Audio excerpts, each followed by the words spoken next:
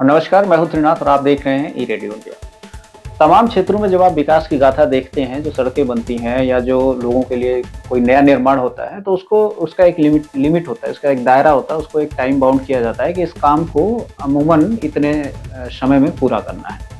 लेकिन पिछले लगभग 1 या डेढ़ वर्षों से हम देख रहे हैं कि प्रतापपुर से लेके और रवनिया को जोड़ने वाली जो सड़क का निर्माण कार्य चल रहा है, जो कि सेंट्रल गवर्नमेंट के अधीन चल रहा है, उस निर्माण कार्य में सबसे बड़ी जो समस्या उत्पन्न हो रही वो ये है कि उस सड़क पर उसको ठीक तरीके से मिट्टी वगैरह डालने का काम पूरा कर लिया गया है, उसको प्रेशराइज़ भी कर दिया गया है, सड़क को अमूमन फाइनल कंडीशन में लाने से पहले की जो तैयारी होती है वो पूरी कर ली गई है।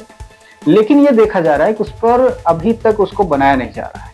डेढ़ वर्षों का लगभग समय होने वाला है और ऐसे में इतनी धूल वहाँ से निकल रही है, इतनी धूल वहाँ से उड़ती है, उसके बहुत सारे दुष्परिणाम हो रहे हैं।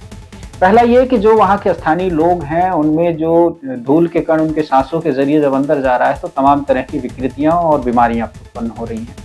दूसरा ये है कि जो कृषि क्षेत्र है, इस सड़क के किनारे रहने वाले जो कृषक हैं, जो अपनी फसलों को लगाते हैं वहाँ पर, एक तो जो नीलगाय है, जंगली पशु हैं, जंगली सूअर हैं, वो नहीं रहने दे रहे हैं। ऊपर से ये जो एक नई तरह की समस्या उत्पन्न हो गई है, धूल की समस्या, इससे खेत भी प्रभावित हो रहे हैं, इससे किसान भी प्रभावित हो रहे हैं, उनका स्वास्थ्य भी प्रभावित हो रहा है, उनकी फसलों का भी स्वास्थ्य खराब हो रहा है। इस पूरे मामले की लड़ाई को लड़ने वाले जगदीश सिंह जी, जो कि पूर्व जिला पंचायत सदस्य भी रह चुके हैं और कांग्रेस के किसान मोर्चा के प्रदेश अध्यक्ष हैं, वो लगातार लड़ाई। बहुत-बहुत स्वागत है सर आपका। नमस्कार जी। क्या ये जो समस्या है, इसका समाधान क्या हो सकता है? आप तो बहुत दिनों से स्थानीय लड़ाई लड़ रहे हैं, आप इस क्षेत्र में एक मजबूत प्रतिनिधित्व कर चुके हैं। देखिए, इस संदर्भ में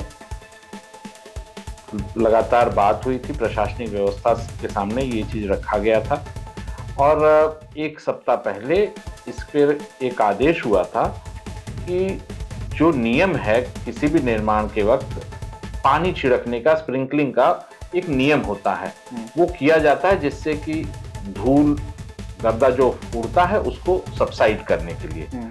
तो 1 हफ्ता पहले बात हुई थी और ये हुआ कि कार्य शुरू हो जाएगा, स्प्रिंकलिंग जरूर होगा। अगर देखा जाए तो ये कार्य तो मूल रूप से खत्म हो जाना था फरवरी 2024 को, लेकिन अगर फरवरी 2024 की डेडलाइन आज तक ये कंप्लाई नहीं कर पाए तो कम से कम दंडित तो न करें किसानों को। तो अब इसके लिए बात हुई थी। कल हमारी फिर सीडीओ साहब से बात हुई तो सीडीओ साहब ने बाकायदा आदेश किया कि दिन में 2 बार सड़क पर टैंकर के माध्यम से जल छिड़काव होगा जिससे कि धूल कुछ सबसाइड हो। सीडीओ साहब के सामने ये बात रखी गई कि किसानों की अपनी सेहत के साथ साथ किसानों का भविष्य चौपट हो जाता है। जैसा कि पिछली बार धान की फसल में हुआ था कि जब धान में फूल आ रहे थे उसी टाइम ये गर्दा इतना उड़ा कि उस सड़क के किनारे के फूल प्रभावित हुए और वहां धान की जो पैदावार है वो प्रभावित हो गई। चलिए, वो तो धान की थी, कुछ कंपेंसेट हो गई।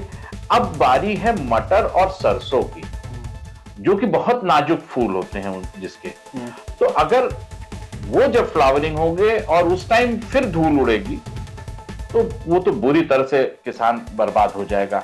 वैसे ही नीलगाय, आवारा पशु से वो प्रताड़ित है। ये एक नया तरह का समस्या, नई तरह की नुकसान किसान को झेलना पड़ता है। आदेश हुआ है, सीडीओ साहब ने आदेश किया है, कल कंस्ट्रक्शन कंपनी को भी किया था, आरईएस को भी किया था कि दिन में 2 बार वो स्प्रिंकलिंग करेंगे। अब हम सब नागरिक मिलके, वहां के जो समीपवर्ती जो किसान हैं, मिलके ये सुनिश्चित करें और इसको देखें कि ये 2 बार करें। एक सजग प्रहरी का दायित्व हम आप निर्वहन करें और बाकी लड़ाई प्रशासनिक अमला से जरूर की जाएगी। जी। तो बहुत-बहुत शुक्रिया आप तमाम दर्शकों का, जिन लोगों ने ई रेडियो इंडिया को महत्वपूर्ण अपना योगदान भी दिया है, समय भी दिया है और आप सभी लोग, जिन लोगों की बदौलत आज हम लोग जनता के समक्ष जनता के मुद्दों को उठाने में कामयाब हो रहे हैं। फिर मिलेंगे किसी नए मुद्दे पर और नई वीडियो के साथ। बहुत-बहुत नमस्कार।